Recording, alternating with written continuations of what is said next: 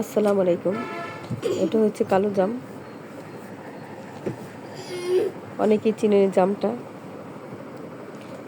আগে সবার বাড়িতে বা বাড়ির আনাচে কানাচে এই গাছটা দেখা যাইত।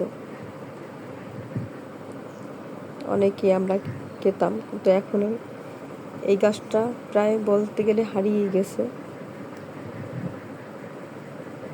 আমাদের একটা গাছ হয়েছে, সেই গাছে কয়েকটা জাম ধরেছে, তার মধ্যে কিছু পেকেছে, তা পাড়া হয়েছে। এগুলো আমরা বাচ্চাদের জন্য রেখেছি, ওরা খাবে। আমরা তো ছোটোবেলায় অনেক খেয়েছি, ওরা তো দেখেনি, এত খাইও নি এই জামগুলো।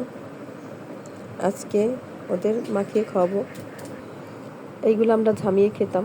আমার বাচ্চারা বিট লবণ দিয়ে ওইভাবে খাবে না, কারণ ওরা এতে অভ্যস্ত না, ওরা বিট লবণ দিয়ে খাবে।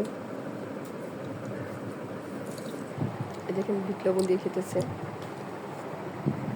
আমি এই জামগুলো ঝামাবো শুধু বিট লবণ দিয়ে। আমার ছোটো বাচ্চা তো ঝাল দিব না, বিট লবণের ঝালটাই ওর জন্য ঠিক আছে। এই যে হাফ চামচ বিট লবণ দিলাম। এখন আমি জামটা ভালোভাবে ঝামিয়ে নেবো, এই ঢাকনা দিয়ে ভালো করে ঝামিয়ে নেবো, এইভাবে ঝেঁকে ঝেঁকে।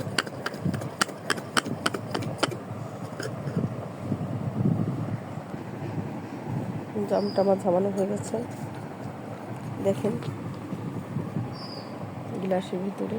এখন আমি ঢেলে নেব।